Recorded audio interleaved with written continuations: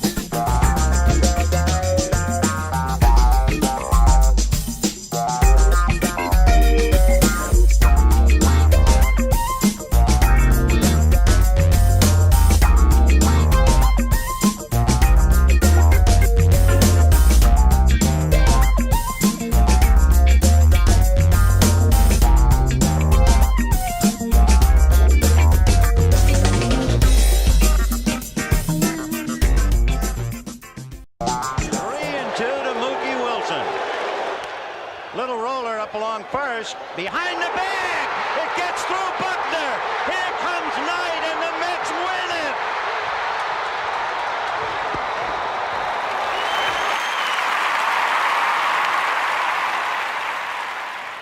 Hello, Tony. Mookie Wilson here, 1986 Mets. How you doing? Long time no see, man. Hey, man, I miss you guys, man, at Knockem Dead Comedy Radio, man. I miss you. I wish I was still up there, man. But I'll wait till it warm up a little bit, and hopefully this year things will be a little bit better, man. But when we're talking about comedy, hey, the early years of Mets was a lot to laugh about. You had to make a lot of comedy off those guys. Hey, hope to see you guys during the summer, and hopefully you'll get back on the show, man, at some point in time during the course of the year, all right? All right? Yeah, fine. Contact me, man. All right, Tony. Talk to you later.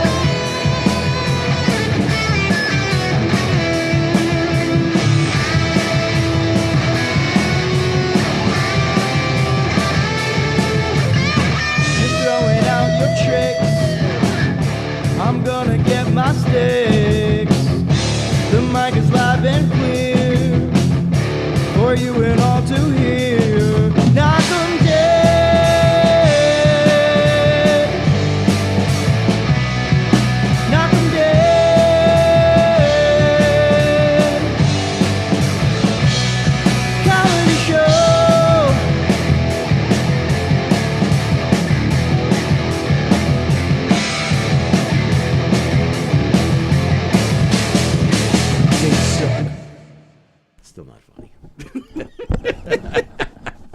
Hi, everybody. I'm stopping you. Hi, everybody. Welcome. It's Thursday. Me and Mike are here. It's the Knockem Date Comedy Show coming at you live from the legendary Governor's Comedy Club in Levittown. We're here on Gov's Comedy Club Podcast, the YouTube channel. I believe we're on Facebook as well. But if you'd like to talk to us and chat along with us and make fun of us, go to the YouTube feed because that's where we monitor the comments. Like Rob Safarth says, hello. Hello. All right. Right off the bat, we'll get right to it with the sad news. John Rusiello is watching. There he is. You all right? What? That was a very confused, almost like a mad look, too.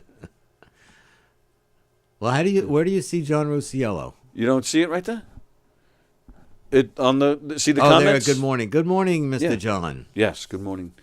Hope you're well. The sad news this morning, we'll get right into it. The news just broke within the past hour that New York Mets legend Bud Harrelson has passed away. New York Mets legend. I hope so. They're going to bury him. If they're going to, oh, yes, I got you. Yes, you're absolutely right about that. That was a little delay. There was a delay there. Yeah, sorry about that. Bud Harrelson has passed away. New York Met legend and a local legend, too, for he managed the Long Island Ducks baseball team for many, many years. And even, before he was the manager, after he was the manager, he was still very involved. I believe he may have actually owned a piece of the team. Of the Mets? Of the Ducks. Of the Ducks, The yeah. Ducks. I think he did. Yeah. There's me and Bud. This is years and years ago. Probably like at least 10 years ago. Yeah, give or take. There he is with my boy right there. Didn't he win the championship with the Ducks? I do believe he did. He was the manager at the time.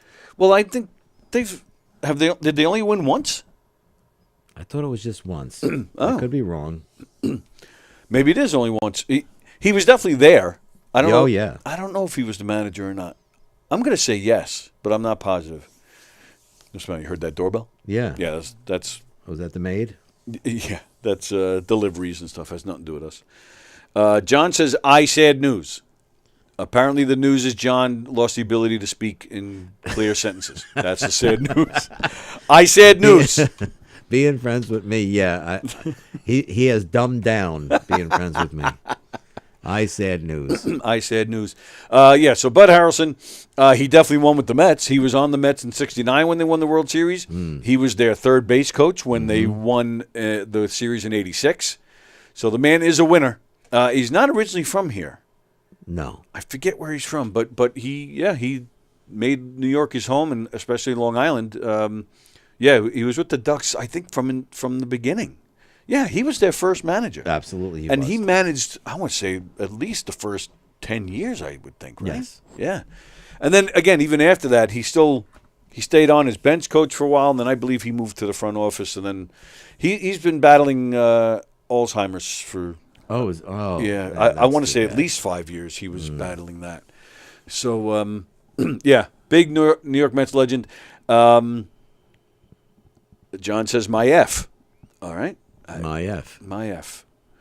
I guess, did he buy the letter F? Is that what that means? I think that's what that means. That would be kind of cool. People got to pay you to use the letter. I mean, let me know when I can call. All right. Give us a few minutes. When the first year that the Ducks were in existence, 2000? 1999? Well, I will tell you, I worked for the town of Islip, and the yard was across Carlton Avenue. Right. And me and my buddy Frank, we used to every afternoon take an hour break. We weren't supposed to take an hour break. Oh. We actually watched that stadium being built. Oh, no It was kidding. actually really exciting. Oh, I bet. Yeah. Yeah, and we became big Duck fans because of that. It was huge news around here Huge when the news. Ducks came in, and it created jobs and built up the economy a little bit. And they're still it's still great. It's still a cheap or non-expensive way to take the family out to watch a ball game. It's a great little stadium. Yeah, it really is. I Even love though I hate them. it. You hate the Ducks? I hate the... Town of Islip. No, I hate the Ducks in general. Why? Well, because I auditioned to sing I went there in March. This is about 10 years ago. Okay.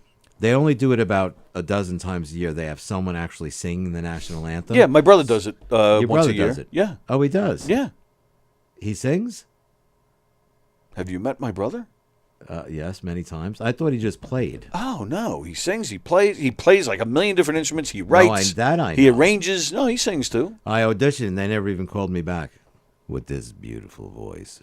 Well, if you want, from there, it must be duck season. If you want, starting next week, when we do the show, after I run all the videos and stuff, if you'd like to start the show by singing the national anthem, we can do that. Oh, wow. Would you do that? Yes. All right. Starting next week. Yeah. I'm not going to Wow. forget. You better practice. I need to practice. I don't know. Do Do you know the Star Spangled Banner? Yes, but I can't. If you told me to do it right now, I'd be very nervous about it. I would need to practice to make sure I have the You would words. be nervous? Well, yeah, I don't consider myself a singer, first off, Hmm. so I'd have to get past that. But then, yeah, to make sure I know the words, Oh. I immediately think of The Naked Gun when Leslie Nielsen had to sing it. Yeah. And the rockets, red glare, lots of bombs in the air. Like, it's so funny. But that's, I totally would see, I can see myself flubbing it and doing something like Really? that. Yeah. So I'd have to practice just to make sure I have it. Wow. Okay. Like, It's not my favorite American song, by the way, as a national anthem. I'm sorry. communist prick. No, I think God Bless America should be. It's an easier song to sing. Yeah. Easier to remember the words as well. Yeah. All That's right. just my. I'd be fine with that. Yeah. If they changed it, I'd be fine with that. We should start a petition. All right. We'll get 2 signatures. So yeah, when the Ducks started, I figured if it was 99 or 2000. It was around there, yeah. They had quite a while. Which, oh, by the way, my brother, yeah, he does it once every year, but he still has to go in and audition every year to do it. Oh, he does. Yeah, so you shouldn't be so discouraged. You should just All right. keep You going don't have to back. holler at me. Frank, did they do it yet for this coming season? Yeah, it's usually about this time of year. Is it? Yeah. Yeah. Yeah. All right. So Frank, let me know. Let me know if it's when it is, because Mike is going to go. You're going to go and you're going to audition Yeah. again. Vicky says, "Well, Tony sounds better than Roseanne." Yeah. Well, well, yeah. Oh, True. goodness. Fremder, the day the duck couldn't find his way home. What? What? I don't get that. I have no idea The what that day means. the duck couldn't. Is that a song? I don't know. I have no idea what he meant. What he meant by that. The day the duck couldn't find his way. So yeah, so whatever year it was when they first started, 99, 2000, they had, they were taking ads all over the place. Back then it was still, ads were still in print. And I remember seeing a full page ad in the newspaper that they were looking for everything, hot dog vendors and everything. But also in there was somebody to wear the mascot uniform. I was like, oh, Quacker Jack. Quacker Jack. Yeah. So I submitted for that, put my name in for Quacker Jack. They did get back to me and they said, look, we have somebody. We have the full-time guy. However, we are looking for maybe 3 or 4 backups. Would you be willing to be put on the list? I was like, yeah, sure. This is when I had 2 legs. So they did call. So it was towards the end of May. So it was either 99 or 2000, I forget, but it was towards the end of May, and they called me up. They said, we need a Quacker Jack tomorrow. I was like, okay. They said, get here early so we can, explain everything to you and get you all set up. I was like, okay. So I get there nice and early. They take me around the stadium, tell me what's going to go on. Thankfully, I didn't have to remember it all. They have, handlers that walk around with you, and they have the clipboards, tell you what. see. But immediately, I'm like, holy, it's a lot of work. Every half inning, you have to be somewhere. Yes. And, you're doing something. And as you're getting from one place to another, they're saying, make sure you stop and take pictures and you shake hands, high fives, and all that stuff. I'm like, okay. Put the uniform on. Now, this was before uniforms now, when you put those heavy masks on, they have fans inside of them. Yeah. But back then they didn't. I put this thing on, and I had to have it on to greet everybody as they're coming in to watch the game. So I had this suit on for 6 hours. I mean, the game didn't even start yet, and I'm sweating like a pig, man. It was bad. And I'm like, holy crap, this is going to be... I knew the game didn't even start yet, and I'm like, I don't know if I'm going to make this. It was tough. So at first, like you get the adrenaline because the game starts and now you're you're doing it. So for a while that carries you for a while, and it was fun at first. And I'm taking pictures and I'm on the screen and I'm doing whatever stupid shit I had to do in between each half inning. But it was probably around the fifth inning or so, and I said to one of the guys that was with me, I said, I have to pee. And they tell you before the game, if you have to pee, this is where you're going to go, make it as quick as you can. But, of course, during the game, I tell the guy I got to go. Fine. But just, hurry up. We have to be, in such and such place. I'm like, okay. I mean, so I go into the bathroom. I go like this to take the mask off, and they're already knocking. Done yet? I'm like, holy shit. I take the mask off. I mean, I'm dripping. Pee as fast as I can. Go back, put the mask back on. Now it's starting to fog up. By, towards the bottom of the eighth inning, I couldn't see. I couldn't see anything. And they Is it a mesh eyes? It was a mesh. Okay. Yep.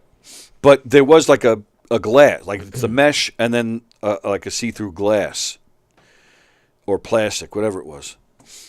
But I literally was fogged up. I couldn't see. And and it's the part of the game they throw Crackerjack on the field. He's going to have a race around the bases with a kid.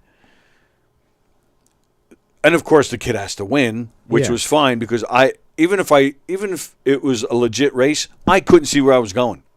I'm running the bases almost completely blind. I could just make out I think that's second base. Okay. I don't think I touched home plate. I really didn't know where I was going. At that point, I go into the dugout.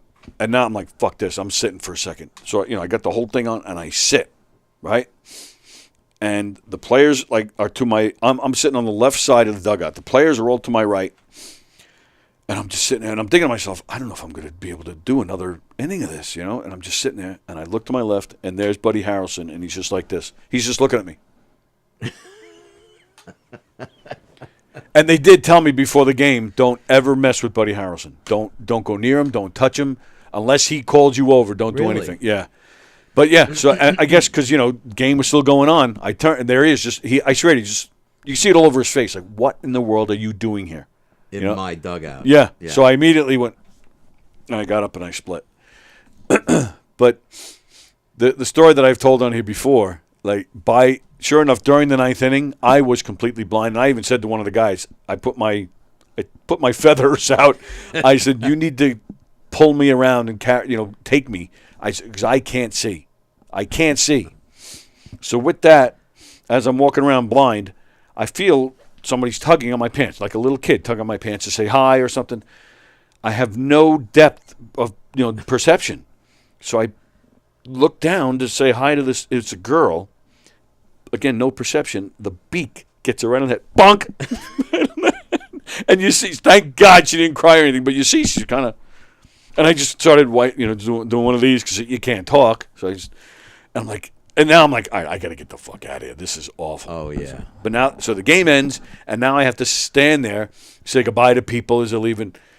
It was like an hour before the game, an hour after the game. It was torture. Now, there was also these group of guys, there was about 4 or 5 of them. I would see them several times. I mean, it's a small stadium. Yeah. So you would see, it's common to see the same people if you're walking around. You see the same people over and over. There were this group of guys, 4 or 5 of them. They were getting hammered. It was just the 4 of them. They didn't have kids or wives. It was a guy's night out. The whole game, every time I saw them, they were trying to guess if I was a guy or a girl inside that costume. So by the time this game was over, I'm saying goodbye, everybody. I was hot. I was uncomfortable. I couldn't see. And these guys were leaving. Sure enough, they're walking right past me, and the legs, look at the legs are skinny. No, it's a chick. I think it's just a weird guy. They're just going on and on. I had enough. I leave my handlers. I walk up to them. I grab one of them, literally grabbed them and brought him in. I go, do I sound like a fucking girl? I don't know if I said fucking, but I said, do I sound like a girl? Dude, he just spoke. He told me it's a guy. And they're laughing, and they were cool. See you later, pal. That was great. Yeah, all right, please leave. Funny. I was miserable. So get to the end. Finally, I get this thing off. 7 hours of this stuff for $50. $50. I couldn't believe it. Not only was it $50, but they didn't hand me a check. They said, we're going to mail it to you. I said, all right, no problem. 2 weeks later, they called me again to do the Long Island Rough Riders, the soccer. Yeah. Now, that costume was just this Teddy Roosevelt-looking thing, 'cause Teddy Roosevelt, Rough Riders. Yeah. That was a lot less pressure because it's not as many people. Like a baseball game, soccer is, not as big. But sure enough, I go to the bathroom and the Rough Riders score a goal while I'm in the bathroom. I'm like, fuck the guy. So sure enough, as soon as I come out, the guy I report to, he's standing right there. They just scored a goal. I looked right at him. I go, was I supposed to predict that they were going to score a goal? Like I said, I did the best I could, and I just walked off and I continued. And I remember Lisa was there with Sammy. So it must have been '99 because I remember she had like one of those big strollers, and Sammy was born in March '99, so it must have been '99. But for that, he handed me a check that night as I'm leaving. So I even said to him, I go, it's been 2 weeks. I said, still don't know the $50 from the Ducks game. It's coming. Okay. So, yeah, so the Rough Riders, I was in that costume for maybe three or 4 hours, sweating my ass off. They never called me again. I guess they were pissed. I went to go take a piss. I'm like, I don't care. I'll be all right without your $50. Yeah. But I never got the $50 that year. The season ends. I still have the $50 from the Ducks game. So I call. Just wondering where my $50 is. No, oh, sorry, we'll get it to you. The next season, still waiting. Calling the guy. Now it's at the point where the guy isn't taking my calls anymore. So, of course, I made a point for probably, give or take, a month and a half, 2 months where I called every single day, except for weekends. But I did call every day. Yeah. And so that at that point, and then the next season, that guy wasn't there anymore. So then I had my own personal boycott of Ducks games. I was like, I'm not going there. Then finally, out of nowhere, the check comes in the mail. So I waited 3 years for $50 from the Ducks. $50 from the lousy Ducks. $50 from the Ducks. They're down on their luck. They're down on their luck. Yuckity yuck yuck. Yuckity yuck yuck. My fuckity fuck. It's a mind fuck. It's a mind fuck. But that's what the Ducks do. They mind fuck you. Yeah. Yeah. Stupid Ducks. Take that, Bud Harrelson. Take that to the grave with you. But yeah, they made me wait 3 years. But he was obviously a very serious manager. You couldn't go near him. Right. That I do know. He was, even as a player, he was a very intense baseball guy. He did not have a good tenure when he managed the Mets. He did not do well. They rode him out of town on a rail. Yeah, pretty much. And then then he was done with the Mets for a while, and then then eventually went to the Ducks. But a great player though, very intense player, a great shortstop. Probably known more for his defense than his bat offense. Yeah, and a good third base coach, I thought. But obviously everyone knows him from the fight with Pete Rose. Right. 1969, the not the World Series, but I believe it was the It's a regular season game? I think it was the National League Championships, I think. Oh, it was a playoff game. I think so. Don't hold me to it. I'm not positive, but I think it was. But either way, it was definitely 69, and Pete Rose, Pete Rose is still a monster of a man. Yes, he is. And Bud Harrelson was not. No. And Pete Rose was sliding into second. Bud Harrelson didn't like the way he came in, and they ended up getting into a fight. Did I ever tell you the story? I never met Bud Harrelson, but I saw him. There was a place on Jericho Turnpike in Comac, and I took my son. He was about 8 years old. Oh, so we're not talking about the Motor Inn. No, we're not talking about the Comac Motor Inn. No. But if you do go there, get the Daisy Delight. Never mind. The Romper Room. No. The Romper Room. That's but fantastic. just like a half mile away, there was like a kid's place. It was almost like a Chuck E. Cheese, but it wasn't Chuck E. Cheese. Okay. And it was all kids with the games and all that stuff. So my son and I, he was like 8 or 9, we're sitting there, and Bud Harrelson walks in. Oh, wow. By himself. That's a little scary. It was a little scary because I was with Steven's mother and Steven, and I said, that's Bud Harrelson. And he sits down. There was all picnic tables. and he was eating pizza and a soda by himself where kids play. What? Yeah, and I remember thinking that's really strange. Like, buddy, there's a McDonald's right down the block. What are you doing? I didn't even think that. I was thinking really bad. No, that's what I'm saying. Like, why are you here? Go to Why are you McDonald's. here? Like, yeah, you know, it was really yeah. strange. And we stayed there for several hours, thinking maybe he's waiting for his wife and kids or his Yeah, yeah. grandchildren. I don't know. Nope. He was there for a few hours. He was there for a while. He had a pizza, a soda, hung out for a little while, looking around, left. Maybe he had a piece of the place. You have to make something. I'm nice trying to out make of it. something positive out of this. Yeah, I don't Yeah. want the man's dead. I don't want to think No, now. I'm not stomping on his grave. It's my personal story of Bud Harrelson. Wow. I'm not casting shade upon anyone. I mean, he was nice when Zach and I met him that time. He was nice enough there. I mean, I think that was in his contract. I mean, towards the end of his reign as manager, he was a lot more fan friendly, and he would come out all the time for pictures and stuff. Yes, he did. I think they must have said to him, "Hey, look, you're the face of this thing. You need to settle down. Yeah, and you need to be more welcoming. Yeah. so that people continue to come. I mean that they've done that a lot. Wally Backman was a manager of the Ducks. Gary Carter was a manager of the Ducks. So they've definitely played that card a lot, and I'm sure it works for them. I'm sure they've made a lot of money because you go there all the time. I mean, there's a lot of people in the stands. Oh, absolutely. Every game. It's great. I love going there. I went last year. I went to I think 4 or 5 games. Most I've done in a long time over there. Did they win any of them? Not really. No, I don't think so. Yeah. Wait, I thought they were pretty good bad. last year. I don't follow them. Actually, really. no. Last year was a good year for them. I think they just missed the playoffs, or they lost in the first round of the playoffs, something like that. They did pretty good. I don't know why, because Wally Backman has been the manager for the past 5 or 6 years. But at the end of the season, they said they're parting ways. I don't know why. He's out. Wally's out. Wow. I don't know who. Actually, I have no idea who's there now. I wonder why, because he's such a popular person. Popular former Met. Yeah. Another part of the '86 team.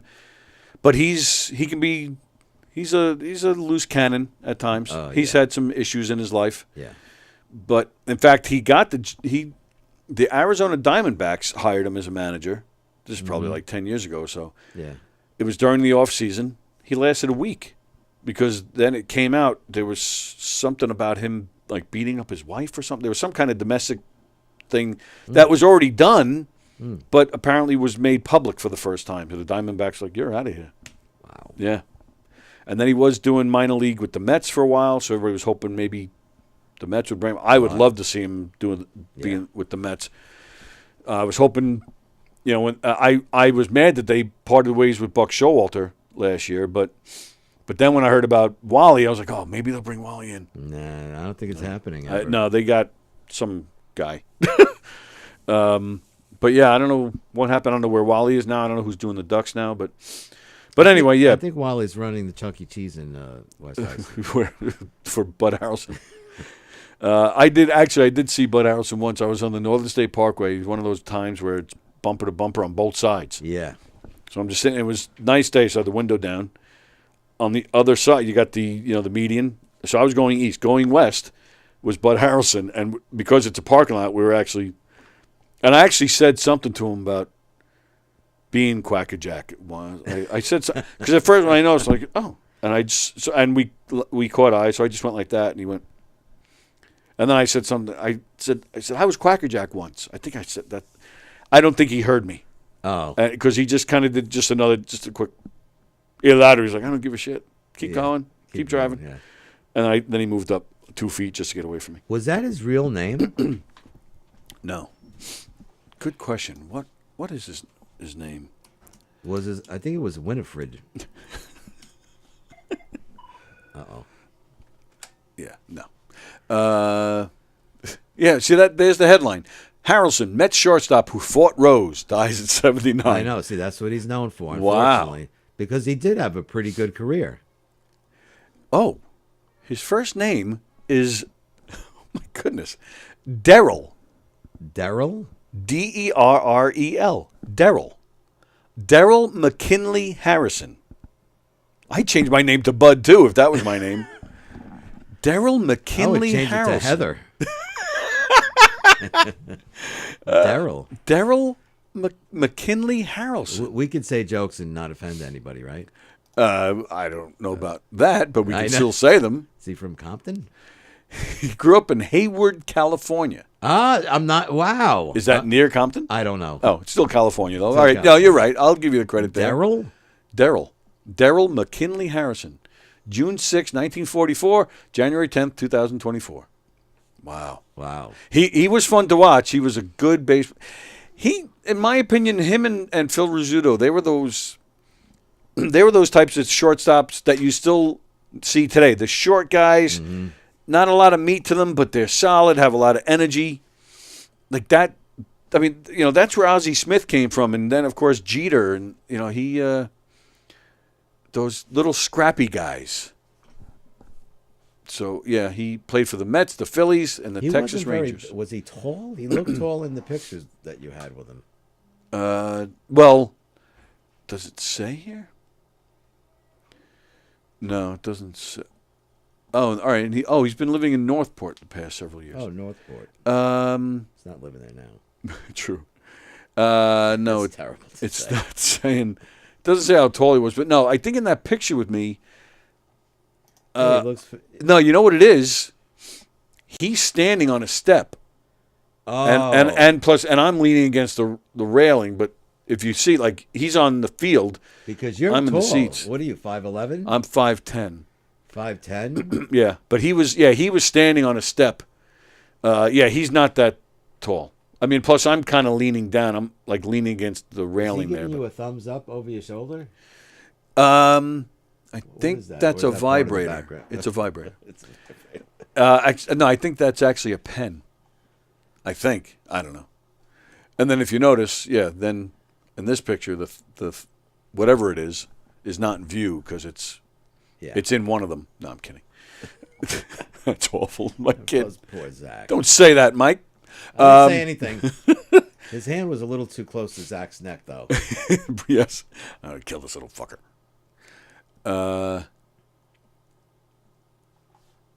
So I'm trying to. Does it say anything about the fight? Fight with Pete Rose. Oh yeah, I was right. 1973 National League Championship. So you're series. right. It was a playoff game. Right, but it wasn't 69. It was 73. But yeah, I have a picture at home of Rose and Harrelson together, laughing, their arms around each other. It's from the 80s, and and Bud signed it. Oh really? Yeah. Let's see. He got married in 1965. Oh, then he got divorced. Then he got married again in 75. And he's got 1, 2, 3, 4. Whoa. How many kids? 1, 2, 3, 4, 5, 6. He's got 6 kids. Wow. Kimberly, Jessica, Timothy, Alexandra, Cassandra, and Troy. Wow. No Daryls? No Daryl Juniors.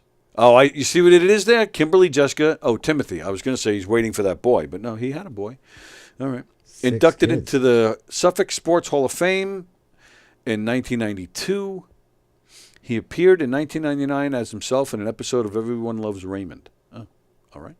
Oh, he resided in Hauppauge and then diagnosed with Alzheimer's in 2016. Oh, and then he died in Northport. So 7 years he had it. Wow. That's a long time. Yeah. My mother's had it for about 7 years. Awful. John Rusiello, holy cow. That's a Phil Rizzuto term. That's Phil Rizzuto. Yeah. Oh, Rob Seyfarth. Holy cow, he did it. Why was your hand on your crotch next to Buddy? Oh, is my hand on my crotch? No, it's on you. It's on your leg. Oh, I was pulling up my pants to show off the Mets thing on my. Which is really cool. But Rob is right. It looks like it's on. Yeah, well, yeah, I was holding up your pant leg. I was killing 2 birds with one stone, really. What's the 2 stones? Showing grabbing the crotch, showing off the Mets and grabbing my crotch. I figured, hey, it's Buddy Harrelson. I probably jerked to Buddy. Jerked to Buddy. Frank says Lou Ford is the Ducks manager now. Oh, is he? I did not know Lou that. Ford was a good baseball player. He was, and he's been in that league the Ducks playing. He's been there for a long time. All right. Frender's got a bunch of. All right, hang on. Let me. Wow, there's a lot of. Frank says they usually announce it in March. Check their website. So that's the national anthem. Okay. March. Rob Seyfarth. Oh, says the Ducks started in 2000. Okay. Rob, didn't we go? I think we went. Right. Their opening weekend. We didn't go to their first game, but I think we went to their second. From there, some ducks make it south and some ducks don't. The smell in that mascot costume must have been pretty foul. Ugh. Oh, But wow. I heard duck tastes better when it's served on a home plate. Ugh. Wow. That long until you got paid, cheap ducks. Pete Rose was a Louisville Slugger. Oh my goodness. And who's the owner of Bolton, right? What? Are you all right? What's What? Bolton? That's the owner of the Ducks, Bolton, Frank Bolton. Oh yes, Oh, yes. okay. I didn't hear It you. is your program. You are staying in stride here, right? I didn't hear you say. I just heard like a little mumble. Then I heard Bolton. So I was just like, Oh. what? Like I didn't hear anything like the owner is Bolton, right? I just heard Bolton. I was like, so I thought you were having the stroke. I think I'm a stroke victim.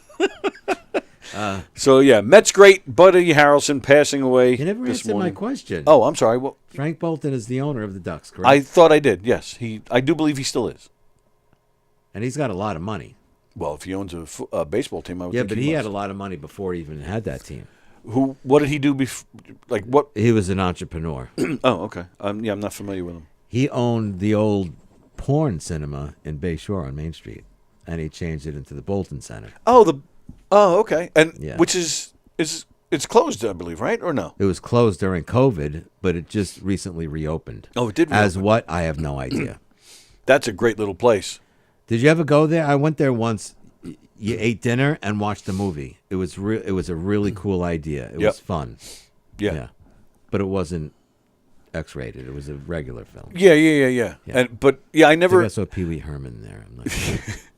I was surprised that it eventually closed because I never understood how they made money. Me either. Because it only held I think 100 people. Very small. Very small. Yeah. But Bay Shore has been built up so much. That's why it's so popular. Yeah, that's a nice little downtown over there Very in nice. Bay Shore. Yeah. Some years back, remember the Author's Playhouse? Oh, yeah. Oh, that son of a bitch, prick bastard. Sure, I remember that place. That place. I think I did a show there years ago when I was young. Oh, yeah? So did you, obviously. Well, when I worked there, it was a different owner. This guy had come in later. I forget his name. I remember his face. He called me out of nowhere. Got my number. He called me up and he said he wanted to do a murder mystery there. So, yeah, okay. He came to a show to see what we do. And I remember he brought this girl with him. I don't know if they weren't married. And I think it was a fairly new relationship. So he shows up with her, and they're sitting at a table with Lisa. And this girl's going all on and on about dogs. She's like a big dog rescue person. She loves dogs. And this, you know what? Oh, no. Oh, okay. So Lisa tells her that we had a dog that was very sick. And we couldn't take care of it. The thing was in really bad shape. And I don't remember why we didn't put it down. I think we were going to put the dog down. It was really sick. But then some group, the dog was a white Maltese. Maggie? Oh, yeah. Oh, wow. Yeah. Good memory. Yeah, it was Maggie. She was really sick and not doing well. And That was a great little dog. or was it the other one? I forgot the name of the dog. The other one was Precious. Precious, yes. Precious. Silence of the Lambs, Precious. I might No, have it's been. Not Silence of the Lord of the Rings. Thank you. Can you No, get it's it? Precious. Precious was Silence of the Lambs. That was the guy's dog's name. Oh, you're talking about dogs. I thought you were talking about the ring. What? The movie, The Ring? No, you never saw Lord of the Rings? No, I never have. Are you kidding me? No, I'm not kidding. you. I'm sorry, I cannot be here any longer.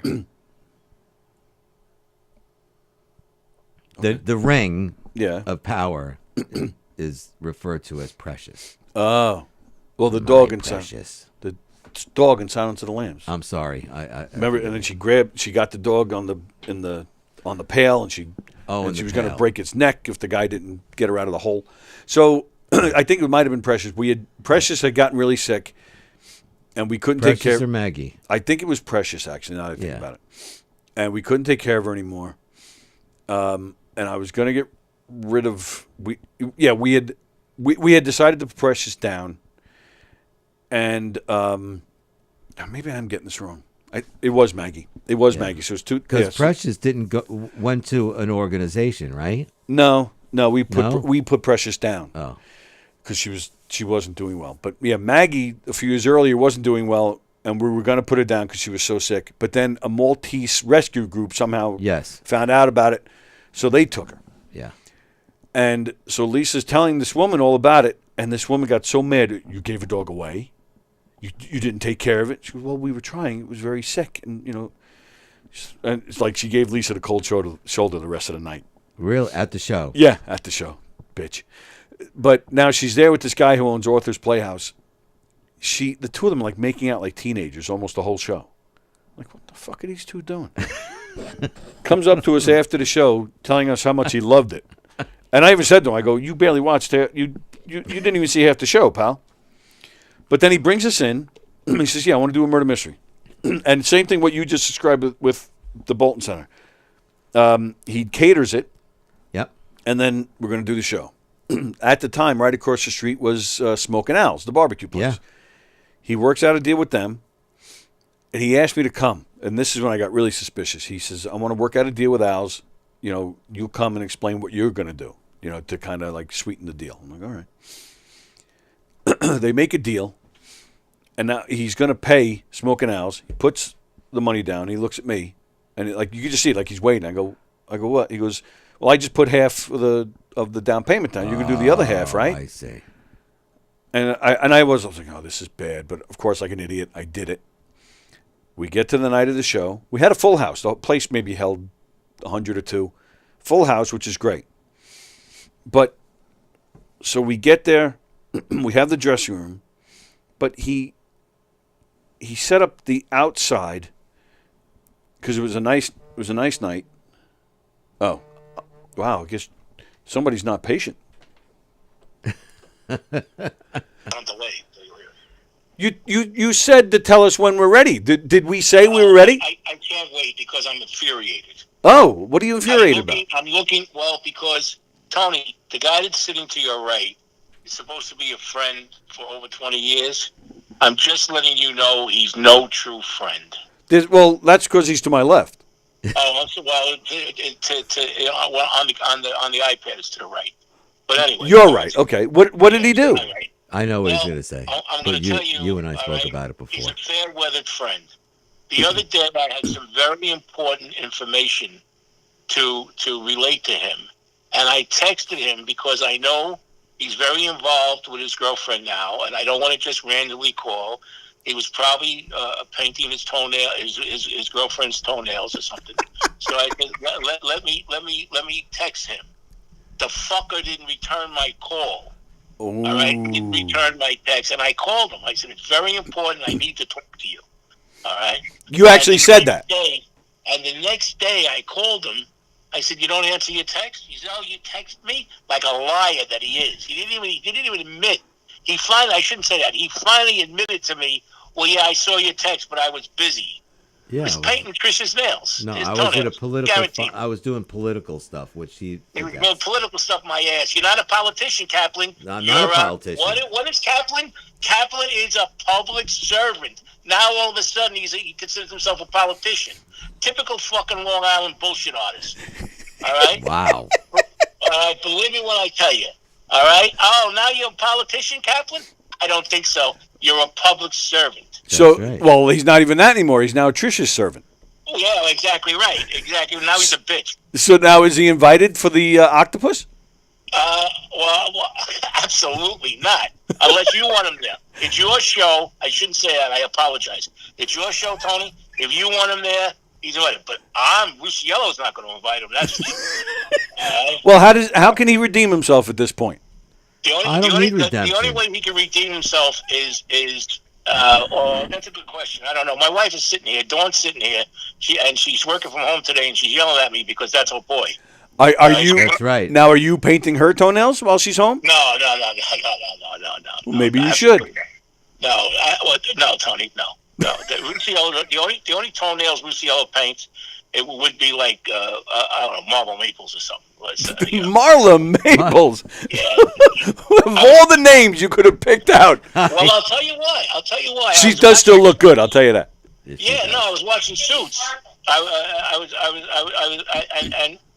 Maybe Mark, whatever. I don't know. I just picked a name out of my hat. Goodbye. I love you guys. God bless you. Wow, he's a little feisty when his wife's around. He's feisty. Yeah, He's feisty today. you were at a political function. I wasn't at a political function.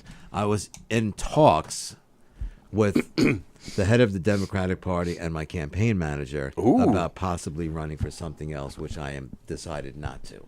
Oh, And that's why I didn't answer his text message, Mr. John Rusiello. so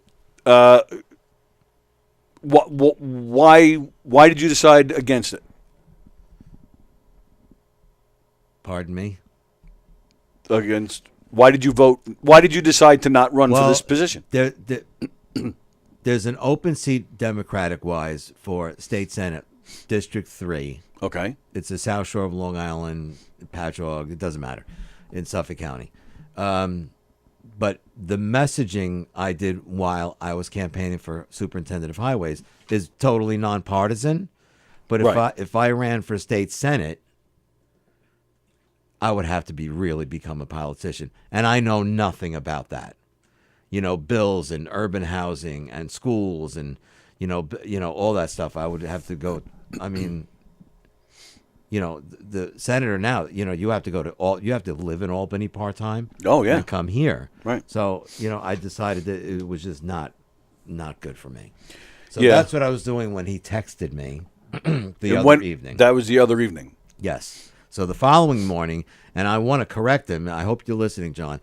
I actually called him, and then he said, "Well, you son of a bitch, motherfucker, you didn't answer my text." And I explained to him in a very lovely manner, why I didn't text him, and now he blasted me on air. One thing I forgot to ask him, what was so important that he needed to talk to you? Oh, he actually had some very helpful advice in regards to my decision. Oh, so he knew about it. He is a true friend. Yes, he's a great friend, and I ran it by him, and I was very hesitant, but I was like excited at the same time. I'm like, wow, that would be something. It is cool that they considered you. So yeah. I mean, there is a likability to you, and you must have. Well, my name is popular right now, especially right. with. You've hit a nerve. I hit a nerve, especially, you know, like the new town supervisor Brookhaven made Mastic Beach a state of emergency right now, which I didn't know. I heard that they got flooded pretty good. It's been like that since Hurricane Sandy. Oh. So I've been actually talking to a lot of residents down there. I know this has nothing to do with comedy. That's all right. But a lot of residents down there, they're asking me, help. And since I did so many videos down there, I actually performed vote-wise better than the guy who ran for Suffolk County Executive in Mastic and Shirley. Really? Because I was down there so much. Right. And they're hurting those residents. You have to see the streets. They're flooded all the time. And the current highway superintendent, he shows no compassion for these people. He just says, you know, it's a sea. All the seas are rising. There's always a solution. Oh, There is always a solution. Seawalls, flapper valves. You like that term, flapper valves? Freaking flapper valve. Valve. Oh, sorry. There's always a solution. So I'm actually going to take a little credit for Dan, the new town supervisor, making it a state of emergency. Oh, okay. Nice. They called News 12 the residents, so you know that's my diatribe. So what do we do here? How do we cash in then on your name? There must be a title or a job of some sort you can get because you're a hot topic. You're a hot name right now. Surely there must be like an engineering firm or something that would hire you as a consultant. Unfortunately, I don't have an engineering degree. So what? That stuff doesn't matter anymore. You were, the Democratic choice for highway superintendent. That's all you need. And first time running, I got 35,000 votes. That's impressive. But the other guy got 58. You still got 35. That's 35 more than most of us get. Yeah. That Suffolk County, the new exec, what's his name? He's a young guy, right? Brookhaven? Yeah, Dan Panico. Panico? Dan Panico. I know. He's an attorney, and he's actually a really impressive guy. He should give you a position. Well, I spoke to him during the campaign because we would go to all the debates together, and he knows every inch of Brookhaven.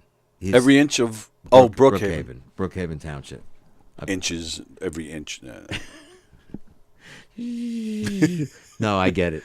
No, he's an impressive guy.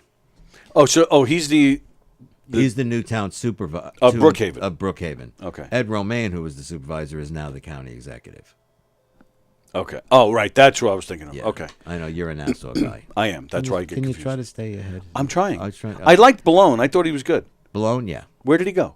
He was. His He term termed out. He termed out. He right. termed out, So yeah. So what's he doing now? Do we know? He's Nothing. probably doing a podcast somewhere, Good for him. like me.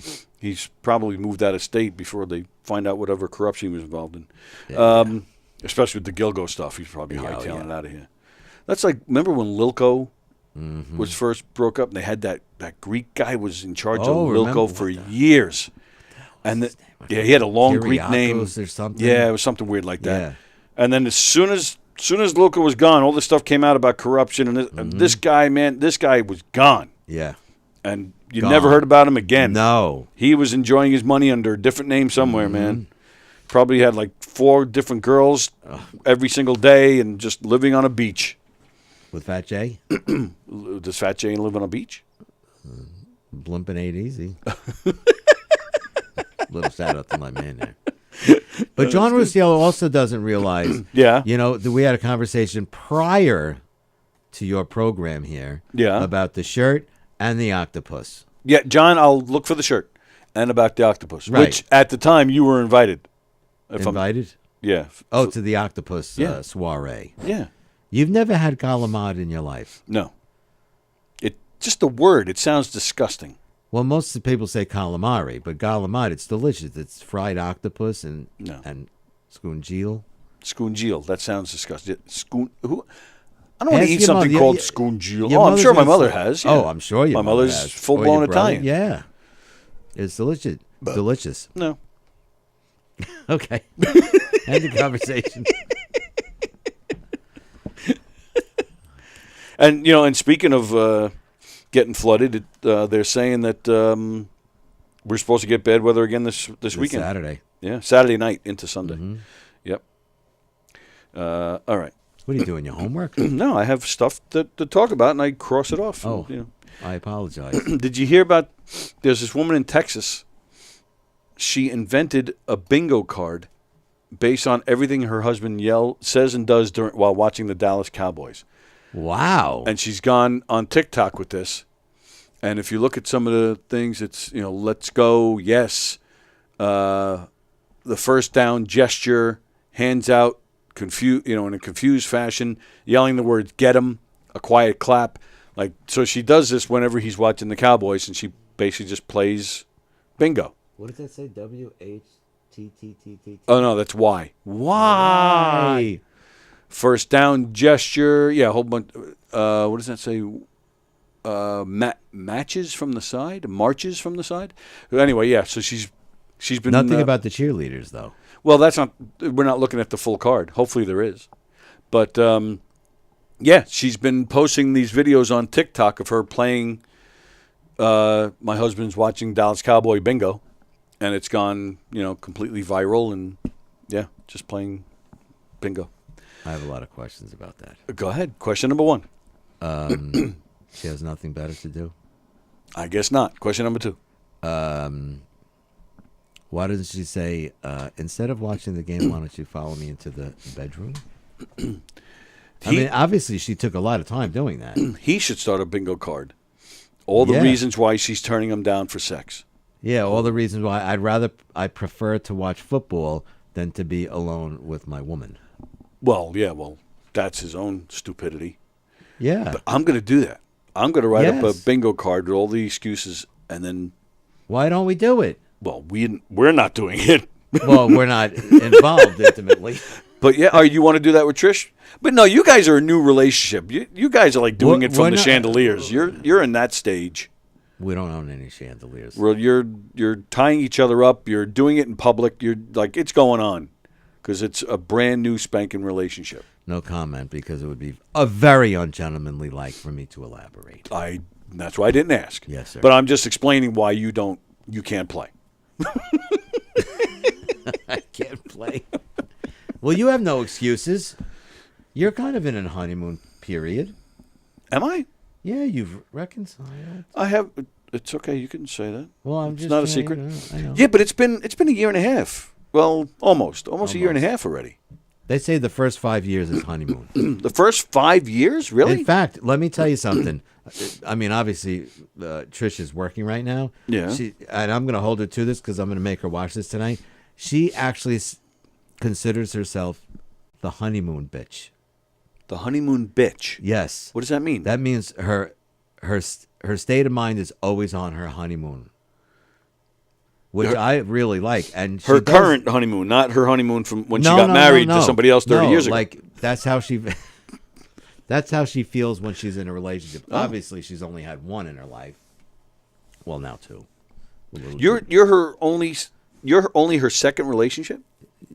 Kind of, yes. So the guy she was married to, that was her first boyfriend? No, she had boyfriends. Okay. I think she got married around 26, 27 years old, too. Okay. And but this is like the second serious relationship. Yeah. Okay. All right. And she always has the mindset that she's on her honeymoon. And It's a good mindset to have. She's been telling me that, and I'm going to hold her to it. Yeah, of course you should. Yeah. And hold her down on it. Yes, I have.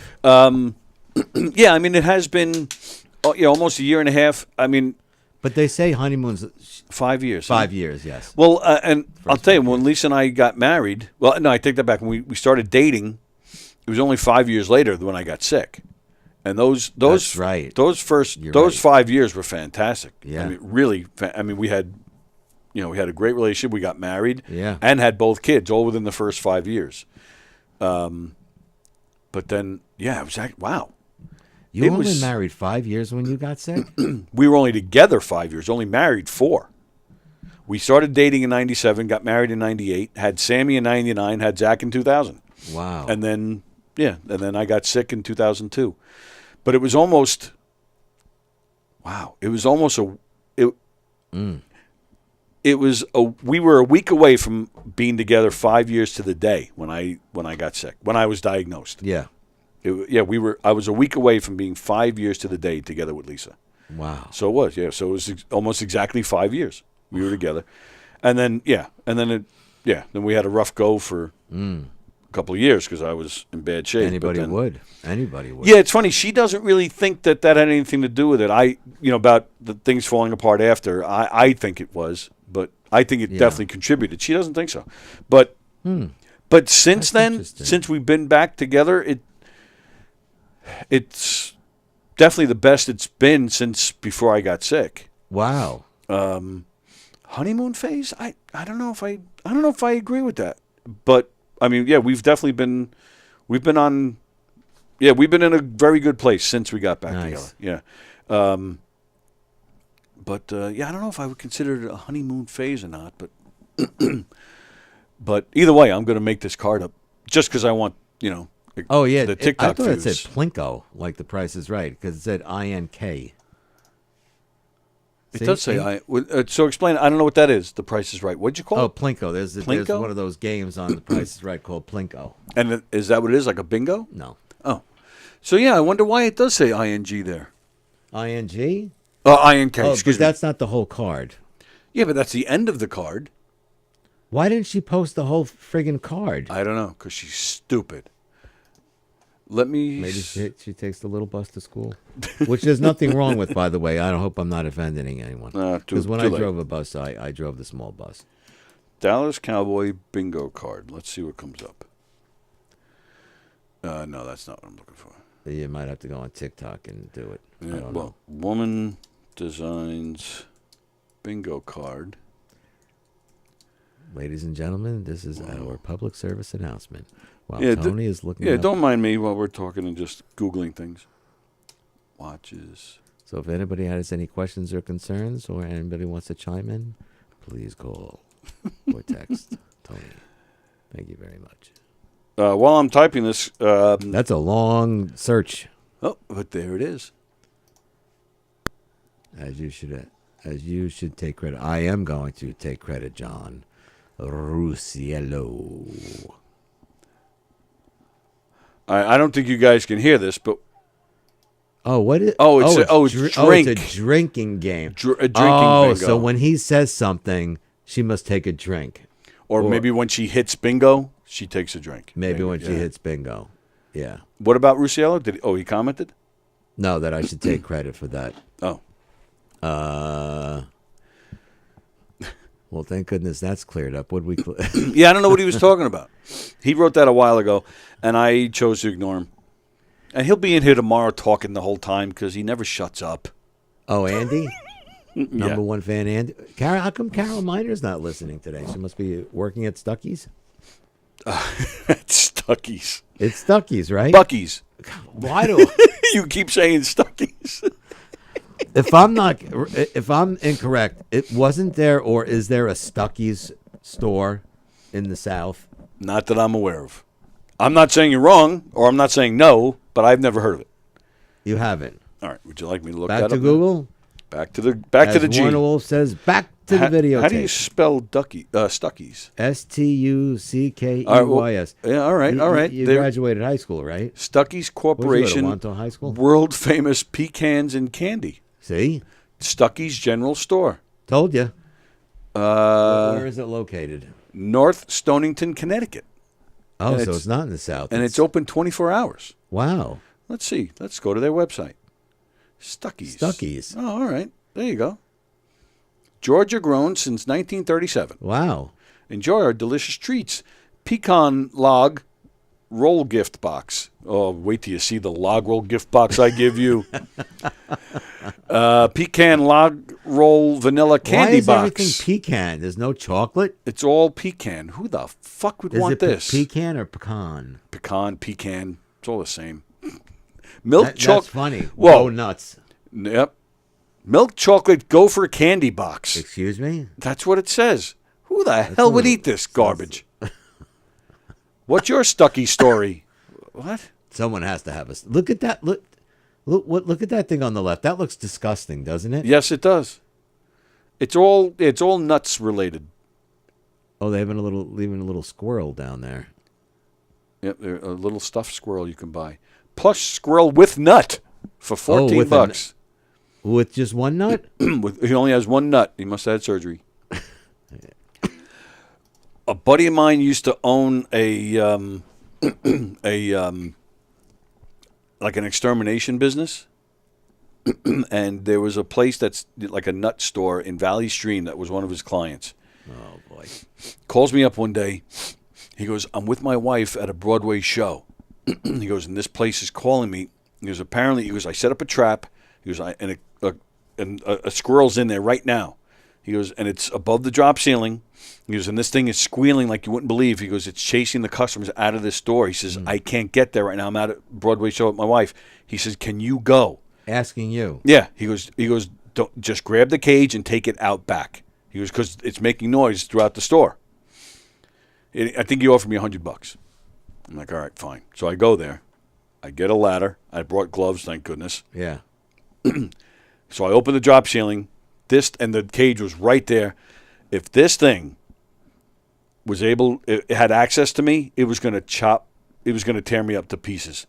This thing kept like headbutting the cage like right in my face, and was trying to bite me through the cage. But the little squirrel. Oh, this thing was, it was a little bigger than what you'd picture as an average squirrel, but this thing was furious. And I worked at the phone company at the time, so I had heavy duty gloves. So I'm trying to hold on to this, but it was trying to get at my fingers. This thing this is probably one of the most scared moments I've ever had, because this thing wanted to tear me up. And then I'm trying to carry this thing while I'm going down the ladder. Yeah. And it's running back like all over the thing. So I'm like, and I had two legs at the time. So Yeah. I got it. I put it on the floor, and then I was able to grab the handle from the top and then just walk. And I said to my friend, I said, "I am not letting this thing loose. I'm bringing the cage to the back, and I'm walking away." He said, "That's fine. That's all I need you to do." So that's what I did. But yeah, this thing, I'll Oh, never. you didn't open the gate. No, And let it run out. absolutely not. It wouldn't have run out. It would have ran out and bit my leg. No You think way. So Absolutely. This thing wanted to kill me. I can see it as clear as day. This is 20 years ago. This thing, I'll never forget being this close to the cage, and this thing was right there. Yeah, exactly. It was. you think it was rabid? It could have been, maybe. And what kind of store was it? The Was it Stuckey's? the gray kind. I beg your pardon. I don't know, a gray squirrel. I don't know. No. What kind of store was Oh, it? store. I thought you said what kind of squirrel was it? No. It was a store that sold nuts and candy and shit. Yeah. Wow. Oh, it was awful. I told him, I said, never again. I said, I mean, I took $100 and I'm happy to have it, but yeah. that was not worth $100. So he actually called you from a theater. He was at the theater. He had to be payphone at that time. He called my house. I happened to be home. Yeah. Yeah, it was like a Tuesday night or something. Yeah. It Oh, was my God. Oh yeah, and I drove down to Valley Stream, and which is probably a good half hour from my house.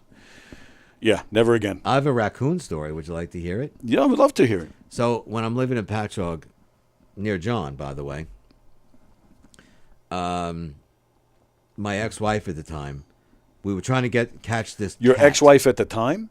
at the time. No, she's your ex-wife now. At the time, she was your wife. Oh, at the time. Okay. What are we? English composition. I don't want to tell the story anymore. All right, begrudgingly, I'll tell you the story. So she was the cat lady. So there was a stray cat that we wanted to catch to put it down because it was very ill. So 2 nights in a row, raccoons went in there. So I went out there because I heard rustling around, and I tell you what, they couldn't be more docile. So I actually picked the crate up. I have a heart crate, and it actually kind of curls up almost like an armadillo, I think, in a defensive posture. Oh, wow. So it didn't even look at me, and I said, "This is really cruel." So I actually opened it up. It wouldn't move. I actually had to lift it up, shake it, and it just scampered off. Oh, wow. 2 nights in a row. I don't know if it was the same raccoon. We didn't introduce each other to each other, but Hello, raccoon. that's why I'm surprised you just didn't open the gate. This thing was so mad and was trying to get at me Even so when you bad. brought it outside, it didn't calm down. No. When it smelled the air and No. Nope. Wow. And I was Try at talking to it. no. I was at the point of past caring too. I just wanted to go home. That's scary. I didn't care. I really didn't care. I just wanted to get this thing outside and leave. So I was not even concerned with letting it out of the cage. Have you ever talked to exterminators that say, I don't know if they do this now, but they'll get raccoons or squirrel or rodents in one of those crates, Yeah. and they put them in a pool. That's how they get rid of them. Oh, Back in the day, they used to do that. really? And I'm sure John Rusiello, because he grew up in the city, Probably had to scoop them up.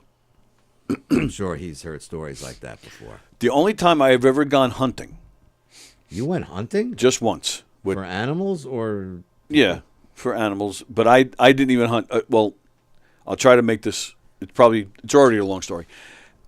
I was only about. I wasn't even 6 months in with my amputation, and I agreed to. So it was January. It was snow. It was upstate somewhere, Harrington, I think. It was snow, so I barely left the cabin. Yeah. I went out one day. We were just shooting the gun, just because I think it was only like the second time I've ever shot a gun in my life. And then we went skeet shooting, and that I could have done all day. That was so much fun. Yeah.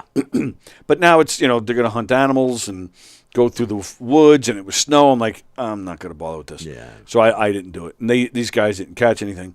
Plus, this was so Little House on the Prairie, man. It was this little hut with only, heated with wood.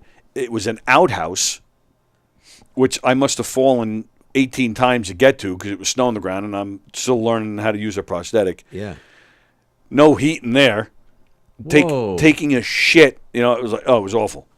But I'm bringing this up because, and that was the weird thing too. At night, A lot of noises, I bet, right? Well, animal noises. But if there's Yeah. no animal noises, it's so nothing that you're actually like, am I deaf? Like Yeah. that freaked me out. Yeah. That really freaked me out. But we were up one night just hanging out talking, and we heard some noises. So the guy whose house it was, he opened it up, and he shines a light, and it's a squirrel, right? And, the tree's like, 1,800 feet. Yeah. And this thing's going up and going up. Buddy gets a rifle. He's going to have a little fun. He was drinking, and Yeah. it's not, Right. what am I going to do? So Yeah. I'm just sitting there. And he's pointing the rifle. The squirrel gets almost to the top, right? And he's aiming. All of a sudden, the squirrel just drops. He didn't even fire his gun yet. So this thing is going down. It's falling down and down. I'm like, so I yell. I go, what the fuck is going on? It freaked me out. So we're watching this thing go. And I go, is this squirrel committing suicide? Like, he gets maybe 50 feet from the ground. And it was like Batman. All of a sudden, and he just starts. I never knew until that moment Squirrels can do that. that there was a thing called that there was a Flying species squirrel. of flying squirrel. Yes. I had no idea. Yeah. So I really thought this squirrel was committing suicide. Yeah. And then, like I said, That's fucking hilarious. I'm telling you, it wasn't more than 100 feet, but I think it was more like 50 feet from the ground. All of a sudden, you see, and he just It opens up. I'm telling you, it was like a scene out of Batman, just like emerging, and he's with the cape out, and he's flying through the air. And I was like, what? So there was so much what the fuck is going on moments within this 3-second span. But then he starts to fly. Boom! My buddy gets him on one shot. Boom! Pop! Drops.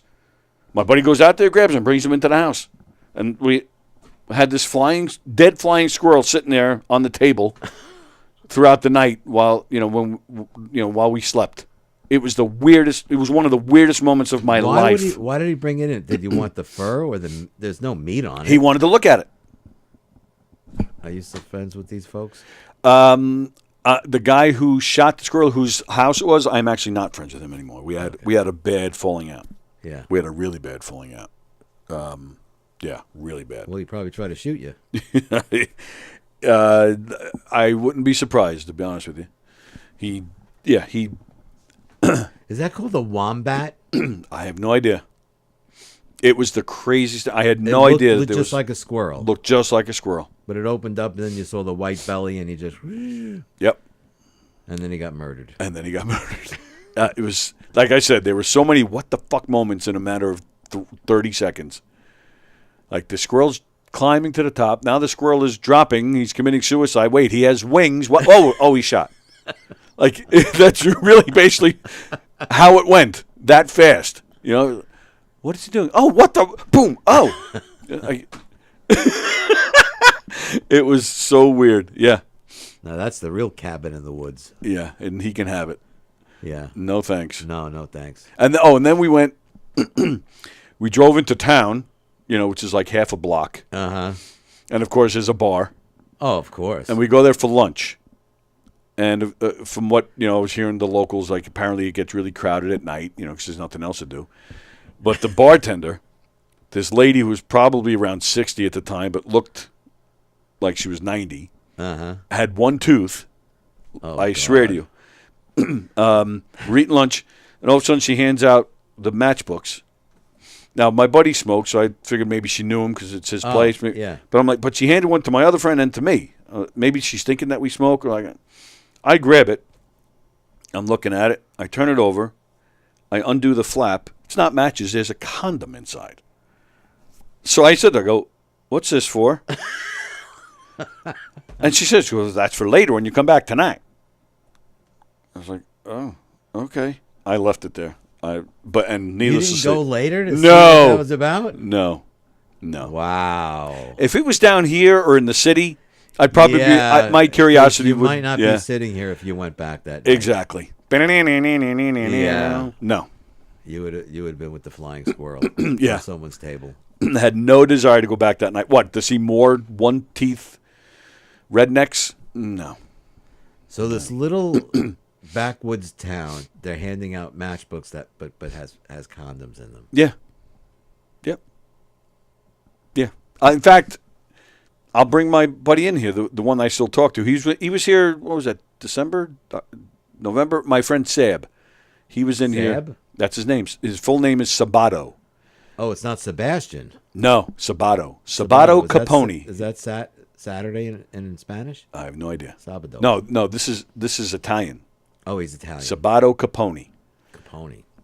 Yeah, this guy is super mega Italian. Yeah, he did the show once with me. He was with me. He's my friend who I still talk to, and neither one of us talked to the guy. We both had a falling out with him. Yeah. But yeah, Sab actually, he almost died from COVID. He was in a coma for I think 4 really? months.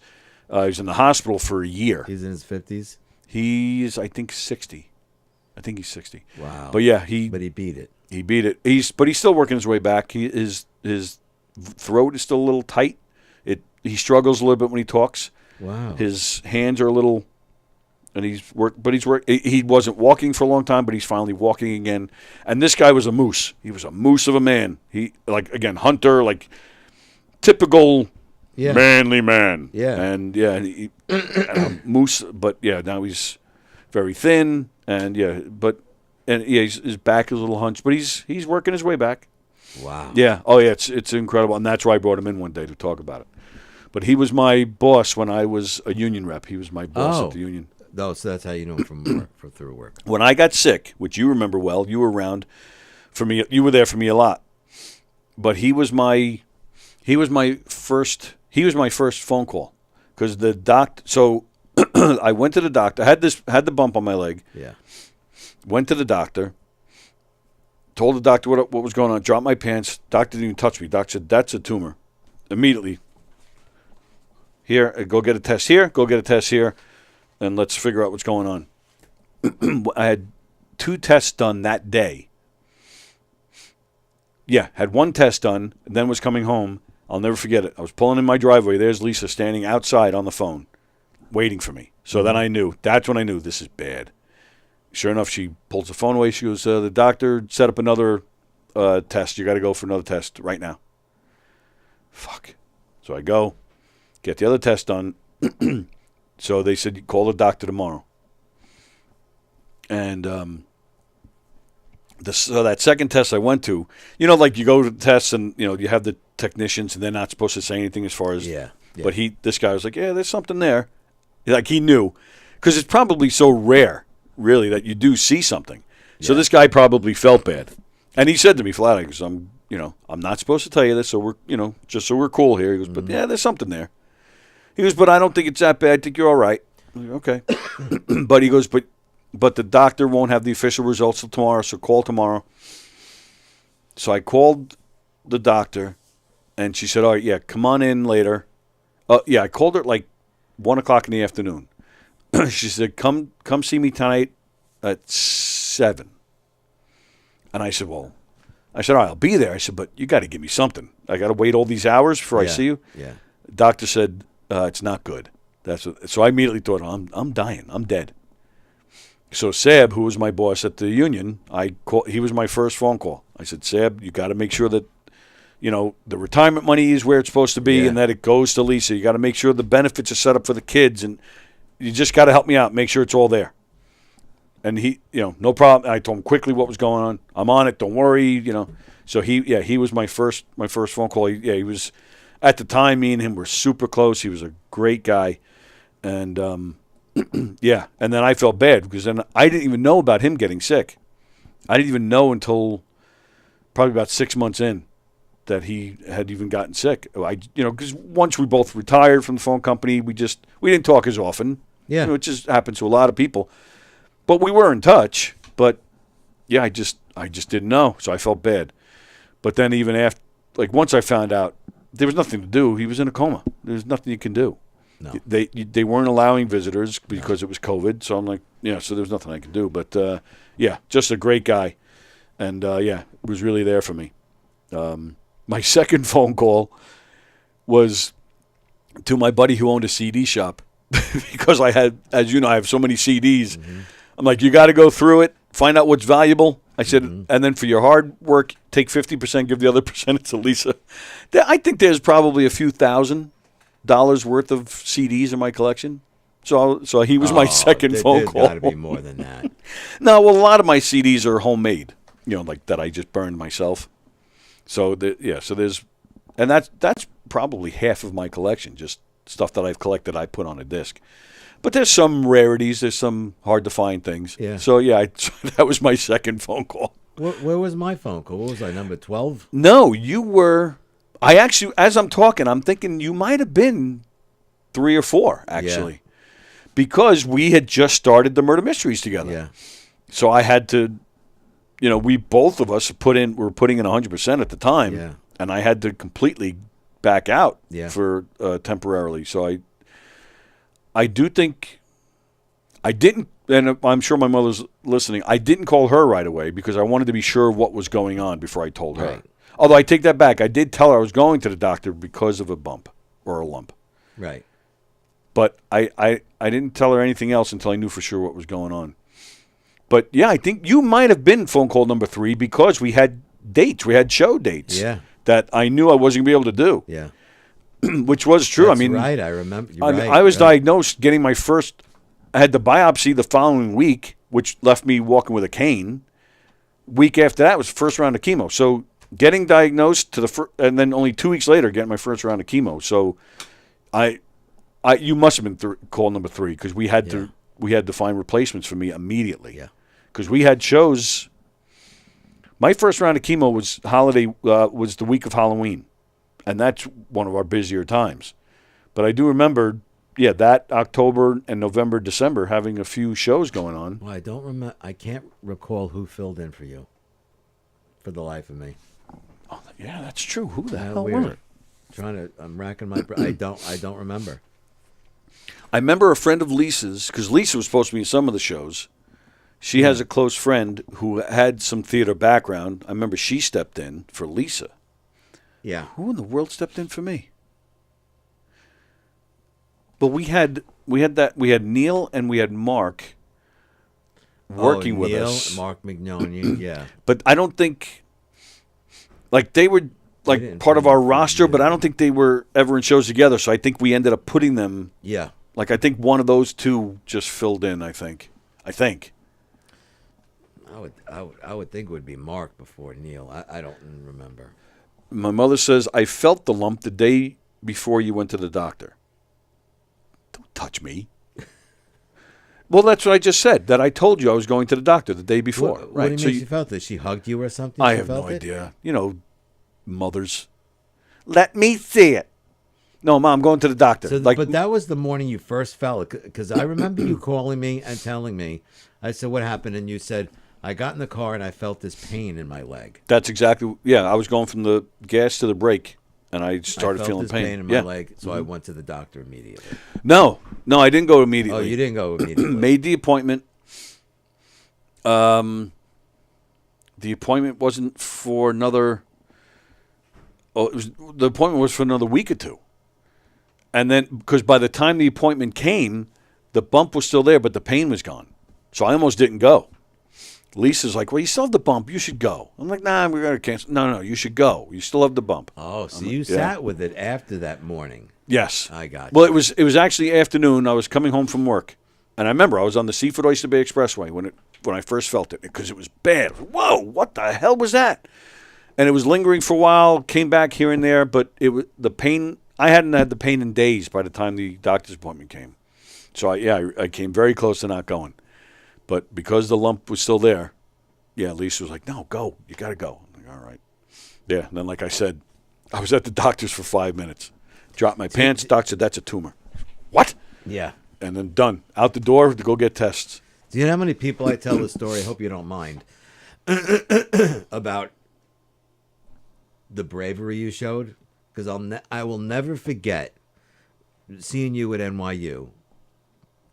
And you, after they tried the cadaver bone, all that whole thing, right? Yeah. And it was like a year or two you were on crutches, right? I was on crutches for almost 3 years. Almost 3 years. But you had that cadaver bone in you for... Well, that's why I was on crutches, because we tried to save the leg, and I had the cadaver bone, yeah. But I remember, and I tell some people that are in my close circle, how tough and brave you were by saying, just take the fucking leg off. And a lot of people would say, no, I can't lose my leg. I can't lose my leg. Oh, my God, Well, I actually disagree with that. Well, first off, so I don't forget, it was very nice of you. You came to NYU at least twice that I can remember. Well, once I visited you and I picked you up. And once you picked me up to bring me home after a chemo session. Yeah. Super of you to do that. Yeah, lots of people really stepped up during that time. Because it's during a time like that where you put your pride aside and say, I need help. And there were people like you who stepped up. There were brothers from the phone company. My friends at the phone company used to take the brown paper bags from the supermarket, fill it up with cash, drop it at my front door. And by the time I got to the front door, nobody was there. Yeah. Like they would just leave it. Do you remember a bunch of times I would leave money on your I do remember counter? that. I do remember that. And you would see it or something, say something before Take I got it out back. of the house. Yes. Thank you. But no, I'm not saying that for I know. I don't believe it's bravery but I do believe it's one of those things you have to be in to understand it. It's not bravery. It's your life. First off, I lost those 3 years. My kids, I barely had time with my kids. I shouldn't say I didn't have time with them, but I didn't do anything with them during that time. I wasn't able to do anything because I was on crutches. I was in pain most of that time. You just do what you have to do. I mean, I was in pain, and it wasn't changing. The situation was not changing. The cadaver bone was supposed to mesh with my bone eventually, all meshing together. I was told I'd be like it never happened, but it didn't work that way. The bones just never fused. I just didn't heal right. The cancer was long gone at that point, but it just never healed right. So it's just you want to get your life back. So I don't think there's bravery involved in it at all. I really don't. You just have to be in it. You're in that survival mode, and you want your life back. So I asked for the amputation. They wouldn't do it at first. The only reason they did it, because I had so many surgeries at that point, because, they put in the cadaver bones, they put in metal rods and screws to keep the cadaver bone in place. The screws broke. They put in wiring. The wiring would break. They were trying to add more bone. Like they took bone, which makes me nuts to this day. They took bone from my hip and put it in there, trying to help it fuse. This hip, you can, in fact, you just feel your hip and you know what it feels like. It's different on this side of me. Like the bone sticks out. Like I feel like they may have screwed something up, and probably when I'm 70 years old, I'll be walking funny. But all those years of it not working, So the only reason they did the amputation, because when I first asked for it, they said, no, that's a big decision. You need to think about it. Think about it. I said, I've been on crutches for 3 years. I've thought about it. Yeah. They still wouldn't do it. 6 months later, I was getting a checkup, and they've just worked on the leg so much. It was such a mess that they weren't sure if they saw a new tumor or not. And they said the only way we're going to know is if we open you up. We really, and I have the picture somewhere, the MRI pictures. It's such a mess in there. You see wires sticking out. You can see the broken screws. I mean, it's just a train wreck. So they said, we can't tell from these pictures. We have to open you up to take a look. Like, since you're under anesthesia and you want to, chop it off, we'll kill two birds with one stone. We'll check to make sure you don't have cancer, and we'll take the leg off. I said, absolutely, take the leg off. And, there was no cancer. It was just a mess. Right. And they cut above the mess, which, the mess is gone. If there was a tumor in there, that would have been gone. Yeah. So they actually really cut very close to the hip, but what they did was they took the bone from in between the knee and the ankle, the bottom half, and they brought that up to extend the stump, and that all meshed beautifully. Oh, well, because it was your own bone. Right. Yeah. So, which is why I have a stump that goes just a little shy of the knee. But that's why. It's not, because that's where the cancer was, in that whole area. Yeah. So they took all that out and brought up, and it's really funky because what they did was they cut the skin in half this way, vertically. And they got rid of one half, and then they folded the skin up. Like they moved the bone, and then they just folded it. So because the skin, which was originally down there, has been moved, they said even though you see it and you know it's been done, it never fully registers in your brain. So sometimes I do it just for fun. I'll sit there and rub a certain area of the stump, and I'll rub it, but then I'll feel it in a different part of my body. And I'll just do it, just because it's so funky. I'll sit here rubbing the stump, and I feel it like by my ass or something. I'm like, and I'll just sit there for a few minutes. But yeah, that's Tony's rubbing his stump. Yeah, just rubbing his stump. Come here. You want to rub my stump, baby? Want a stump job? But yeah, I don't know. How the hell do we get into all that? I don't know. I don't know All either. of a sudden, I'm depressed. Well, with that, it's time to go. I had all sorts of stuff to talk about today. We didn't get to any of it. That's all right. But it was fun. And, yeah, fun. well, it was fun talking about, cancer and Bud Harrelson dying. Boy, what a happy show. Hope the suicide rate doesn't go up today. Hey, go see some great comedy shows. February 3rd, ladies and gentlemen, at the Knights of Columbus in Hicksville, Knockem Dead Comedy is performing a murder mystery as a fundraiser for the Nassau County PAL Special Needs Unit. We have our annual fundraiser. This year, we're going to do one of our murder mysteries. That's February 3rd. Go to specialneedspal.org, and all the information's there. Also, the very next day, here at Governor's in the Giggle Room, we're having a comedy night. It's a special taping of a brand new reality show called Christina Can. Singer Christina Holloway, she's got a new reality show where she goes around and tries different things she's never done before. And in this case, it's trying stand-up comedy for the first time. So she will be making her stand-up comedy debut. She'll be doing about 3 minutes up on stage, so you can enjoy that. Darren Greggs is one of the comedians as well. He's a New York comedian, but I believe he's currently down in like Georgia or North Carolina, something like that. Dara Jamat, who is a New York City comedian, she will be here. Our very own Laura Patton will be featuring. Yours truly is hosting the event, and headlining is Fudge, comedian named Fudge. He is fantastic. You're going to love him. So that's going to be a fun night. Go to govs.com to make your reservations. Does he carry Fudge with him? What's that? Does he carry Fudge with him? I wish he did. He'd be more popular if he did. Let's see. And speaking of great comedy shows at Governor's, don't forget this weekend there's a lot of great shows going on. Just some of the names you'll see on a Governor's stage this weekend. Anthony Rodia playing the big club Friday and Saturday. Jeff Goldberg, Steve Rocco, Courtney Otera, Eric Casson is playing the Giggle Room. Carla Okerson will be there. Sean Brown, one of our favorites. Johnny McDonald, a good friend of the show, will be there. Mark Riccadonna, our very own Mark Riccadonna of Drinks, Jokes, and Storytelling. He is playing the Brokerage this weekend. J.J. Ramirez is playing McGuire's. And check out Mark Riccadonna, again, of Drinks, Jokes, and Storytelling. He's got a brand new show playing on YouTube. It's called Checked Out, where he plays like a 7-Eleven clerk. It's a series on YouTube. They're only like 5-10 minutes. They're shorts, but they're funny. But his co-host from Drinks, Jokes, and Storytelling, Richie Byrne, he is on the latest episode that just posted last night. So go check that out. It's called Checked Out. Mark Riccadonna, Richie Byrne is in that one. So go see it. Go check it out. And that's at Knockem Dead Comedy. We're playing the East Meadow Firehouse this Saturday. I don't know if it's sold out or not, but if you want, you can contact them and see if you can get in there. Go to knockemdeadcomedy.com. We got more dates at that meatball place coming. We have a few dates, some things cooking. We're going to be playing up in Cape Cod in the end of March. Yeah, very excited about that. It'll be cold. You better bring your mittens. In March, it'll still be cold up there? Yeah. Oh, yeah, I didn't even think of that. Damn it. So there you go. That's it.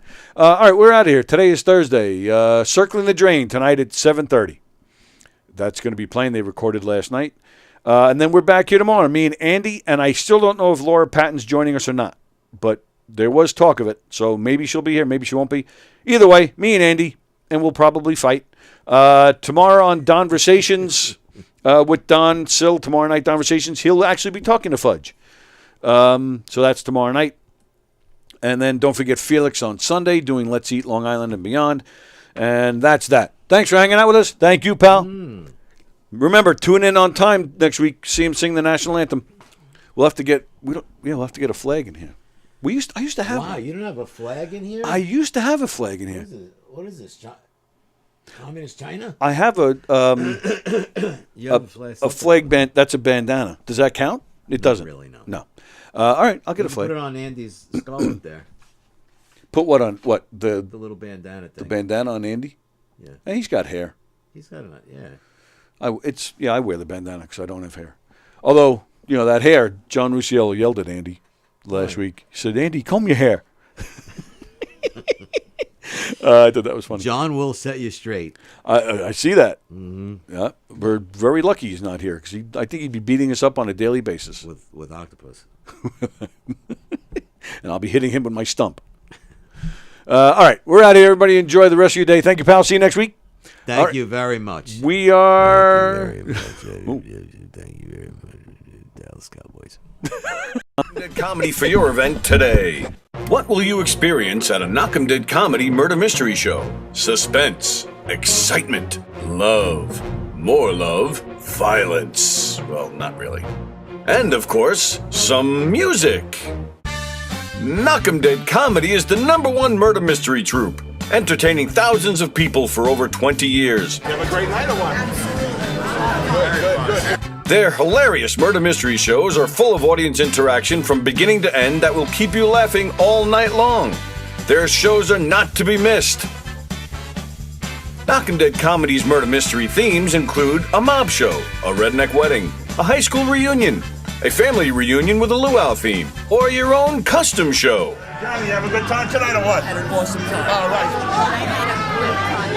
She had a great time. KDC, that's what I'm talking about. Yeah, all right. Fundraisers,